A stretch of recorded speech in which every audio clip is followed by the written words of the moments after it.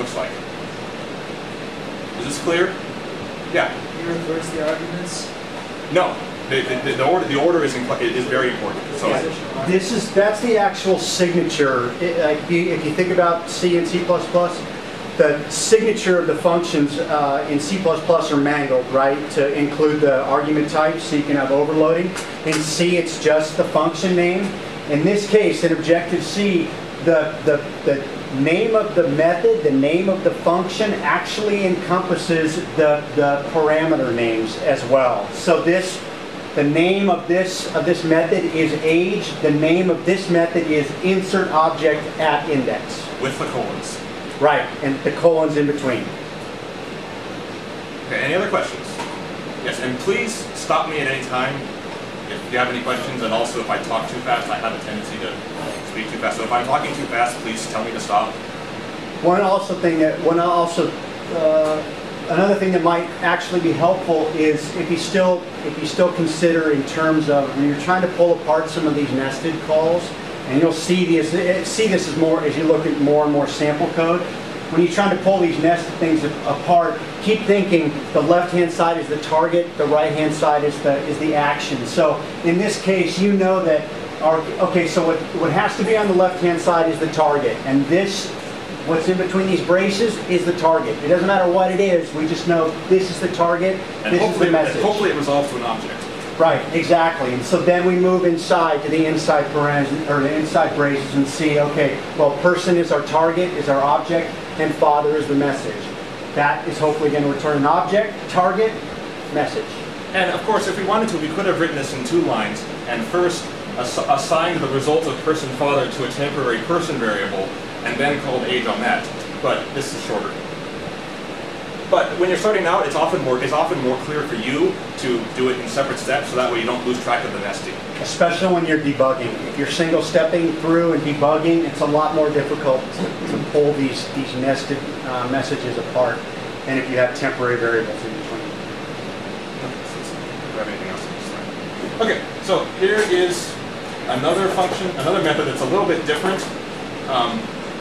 This is NSString. There's a class method on NSString, which is the built-in string class called string with format, that works essentially like C's printf, and that allows you to specify a format string.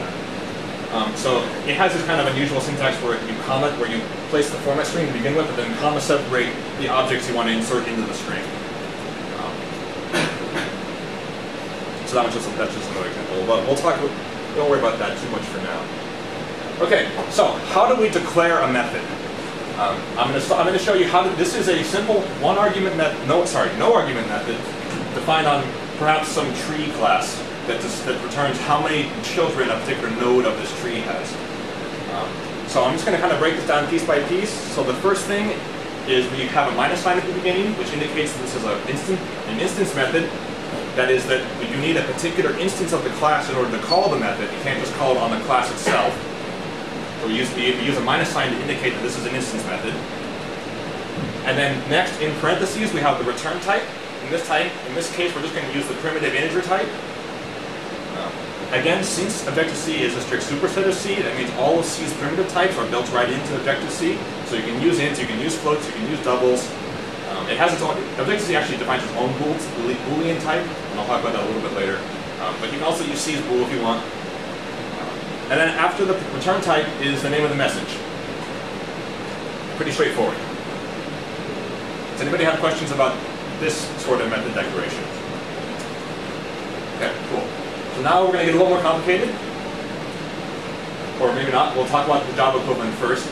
So again, Java, because we need to make it public, that's just because Java has keywords for this kind of things. Objective-C allows you to make private and public methods kind of in a sneaky way by just by defining them in, I'll talk about this later actually, so I'll skip that for now. Anyway, so this method is an instance variable because like in Java, we don't put static here to indicate this is a class method, so it's an instance method. A return type of integer. The name of the method is number of children, paren for no arguments. Does that make sense? The mapping there is pretty clean. So here's an example that's a little bit different. This is a class method. I can't remember the class I was thinking of when I wrote this, but perhaps some class that deals with measurement. And so we don't really ever need, for this class, we don't really ever need an instance of this class. We just need to do some arithmetic with feet and inches. So we never really need to make an instance of the class. We can just message the class itself. Incidentally, Objective-C, the way it handles class methods is it has this special instance of the class that represents the class, which is pretty cool because everything is an object in Objective-C, including the class. Anyway, so we mark this as a class method by putting a plus sign at the beginning rather than a minus sign. Again, in parentheses, we put the return type. This can be any valid C or Objective-C type. And then we have the message, which includes the colons to indicate that we're passing in parameters. And then we also have to define what type the parameters have and what name we want to call them within the body of the function, the method. Yes? So is that the method name basically the method has to have Yeah, so if I were to read the name of this method, I would say the name of this method is inches for feet and inches. Does that answer your question? But the key to remember is that that also includes the colons, which implies that you must pass in a parameter at that point. Any other questions? Okay, so let's compare this to Java. So again, because this is a class method in Java, you would indicate this is a class method by putting static at the beginning of it. Meaning you don't need an instance, you just want to mention it's just for the class.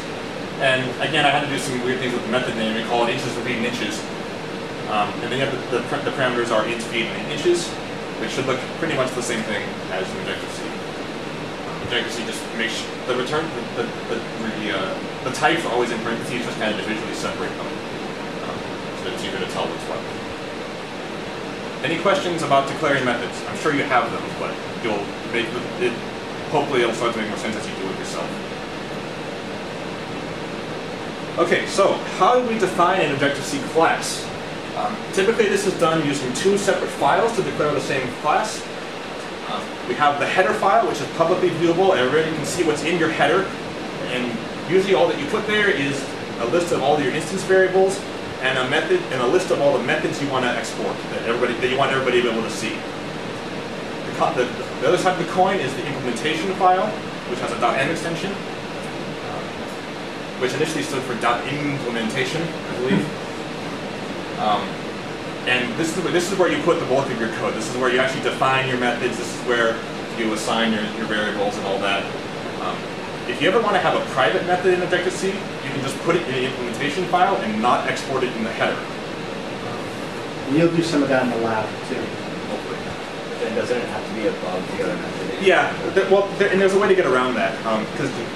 So if you just declare it in the implementation file, because it gets compiled as C, it will look for a previous definition. If you try to call a method that you define below, it'll say this hasn't existed, it hasn't been defined yet. There actually is a construct called a class continuation that I'm not going to talk about, but it is a nice way to give language support to private methods. It's pretty cool. If you're curious, you can ask me, but it's not that important. I won't work on it too much. Okay, so this is an example of what a header file looks like.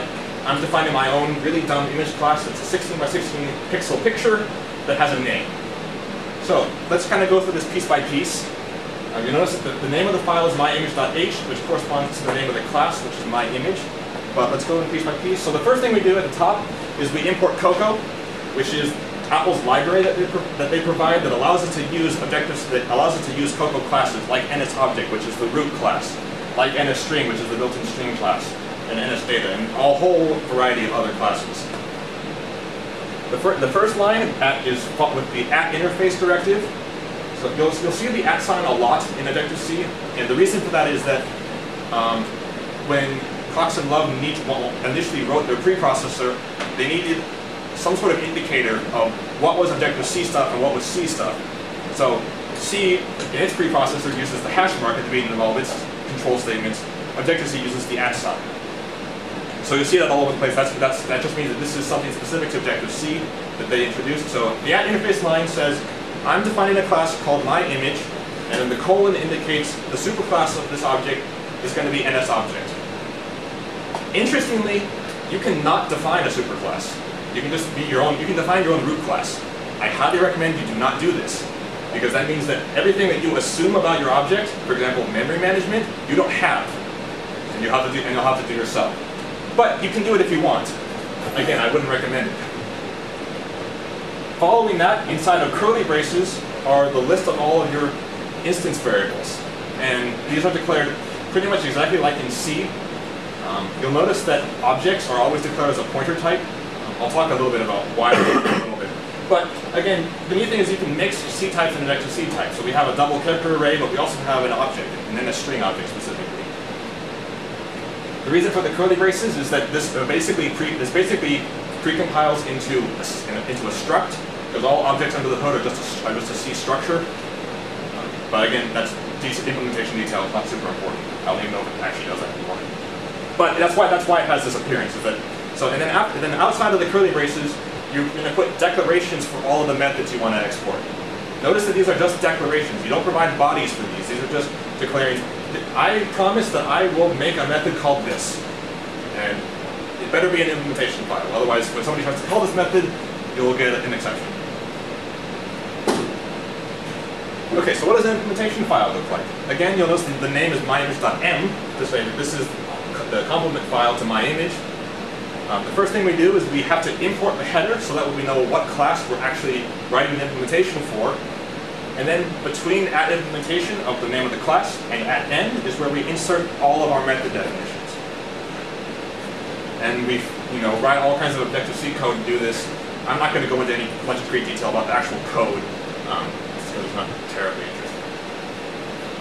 But of course, this should look fairly normal. It's just just a bunch of method definitions. This is where you provide the bodies for all of your methods. Okay, do we have any questions about how you define an Objective-C class? I think the next thing I do is I have a demo of the class. Okay, so let's have a quick demo, and I'm going to wish I had Xcode booted up already, but that's okay. Oh, I do. Look at me. Okay, so I'm just going to make a new. Going to make a new Objective-C class, and it's going to be a subclass of NSObject, and I'm going to call it fraction. Yeah, good idea. And okay, and that looks really weird. And it's probably pretty small for you guys, isn't it? Yeah, I'm probably going to talk down. So let's go into presentation mode here, get it a little bit bigger so it's easier to read. Okay, so let's take a look. The first thing it does is it kind of gives you a little bit of skeleton code. Really not very much because it's just a subclass of the root class, so it really doesn't know much about your object. Some of the other subclasses that we'll see later, Xcode will actually provide a great deal of skeleton code for you. But since it's just a subclass of object, there's not a lot to know about. So let's first define our instance variables for a fraction object. So what data does a fraction need to keep track of? Anybody? Numerator and denominator. I really think that's about it, right? So I'm going to declare two integer values. I can spell though. A numerator and a denominator. Okay, so that's all the state my object should need. Let's define a couple of really silly methods on it. So we need to first be able to get the numerator and the denominator out of this object if we want to query for it. So we can say, let's ask for the numerator. And notice that it's perfectly okay for us to have methods that have the same name as instance variables. They live in different, I'll say, namespaces.